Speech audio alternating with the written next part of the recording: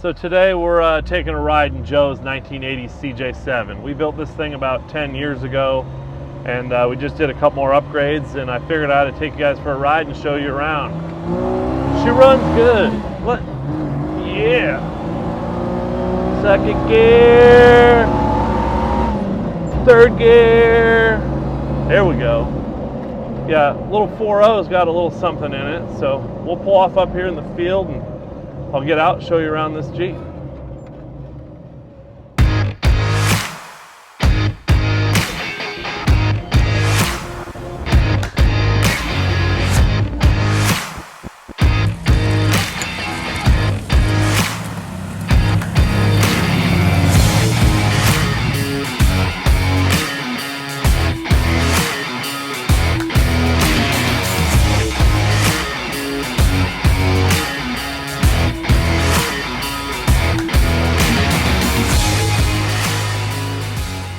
Man, it is always awesome when one of the babies comes back to the nest. So I think that my brother and I built this Jeep at least 10 years ago for Joe. And you kind of forget all the cool things you put on a Jeep and, you know, all the mods you make to it. So driving around, coming out here to show you guys, we're going to see some of the cool stuff we did. So swing on around, I'll show you the interior first. So there isn't a single thing inside this Jeep that hasn't been touched. Tilt steering column was added. Complete new dash, new gauges, and these two gauges are all in one. We went ahead and angled them so you can see them while you're driving. Chrome dash, of course, so that as you're driving, you look at the chrome, it shines directly between the legs of your passenger. So always nice to pick up the right lady, if you know what I mean, and definitely not the wrong dude. Some of the little details on this thing is Joe was adamant about chroming all the shift knobs and all the shift levers. You may wonder what all these are. So you got the high-low of the Atlas, you got the 5-speed. This still has the T5 in it, and then this is the high-low of the Atlas 4-speed. So this thing has a combined crawl ratio with the 513 gears of 210-1 when it's in low-low. Pretty cool. Some other stuff that was a nice add-on is if you look right here, this is the Mojave heater underneath the dash. The reason we have the Mojave there is because this whole spot behind the dash is amplifiers. So this was built back in the day when the amplifiers were huge. So there's, I think, like 1,500 watts of amplifier. And of course, you can't miss this single 10 right there. That was the only spot we could think where it didn't take away from any of the storage space and room in the Jeep. Mastercraft seats, front and rear, and then we went ahead and built this roll cage for them.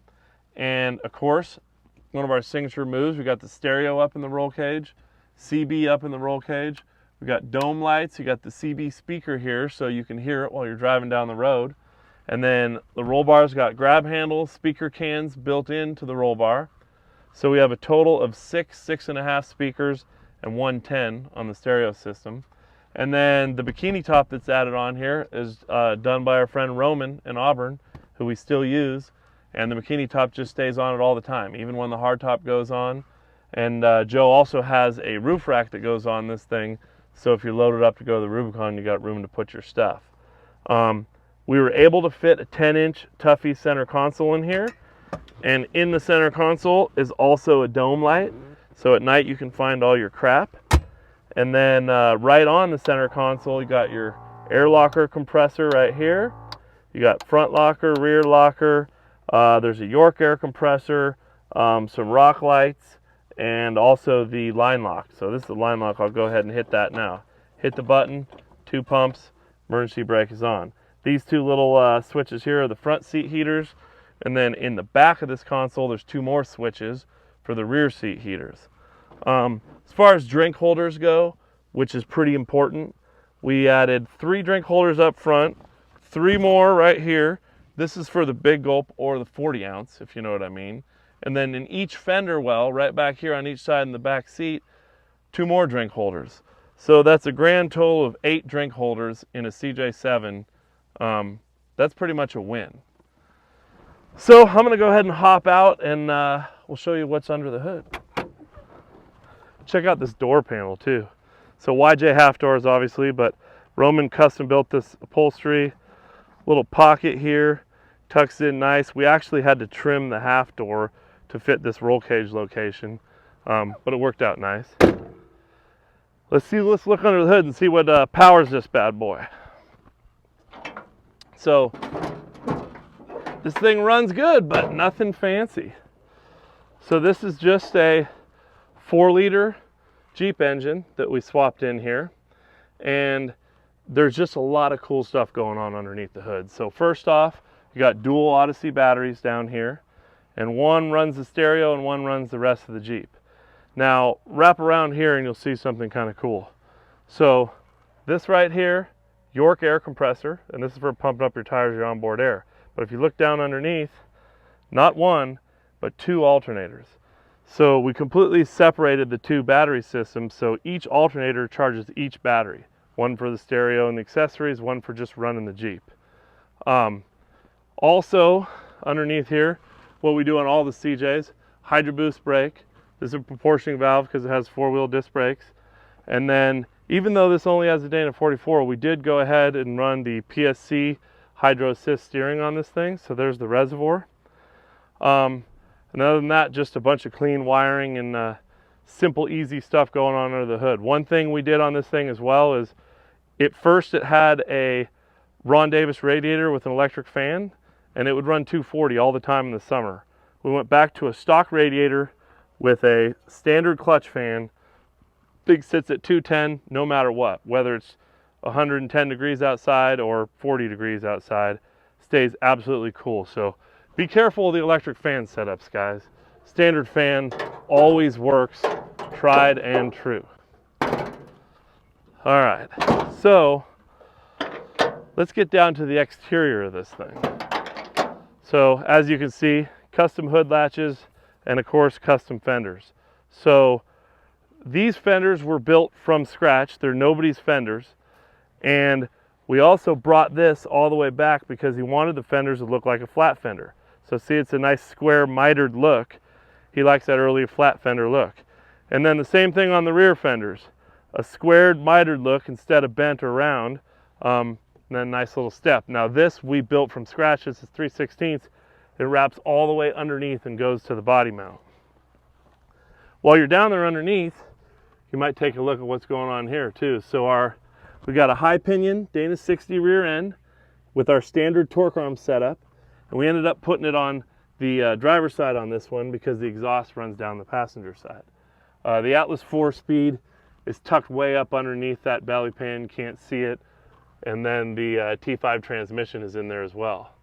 So as you sneak around and look at the front, that is a high pinion 44 out of a 78, 79 F250, 3-inch tubes thick wall that we cut down.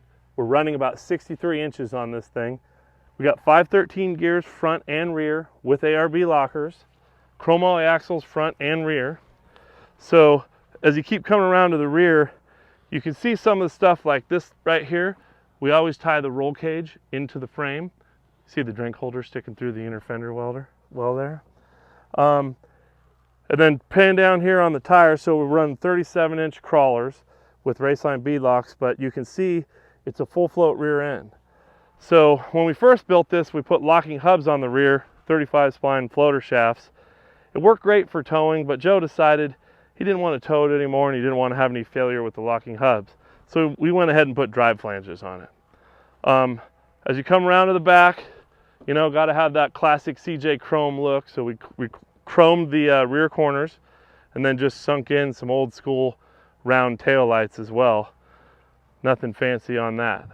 The spare tire rack does swing out and open, and then the ice chest rack is a receiver slide in, so it doesn't always have to be on there, but you know, it's right here, ready to grab beer at any times. He's never taken it off. So you take a look underneath. So here's that Dynatrac Pro Rock 60. This actually has our full float housing ends that we designed a long time ago.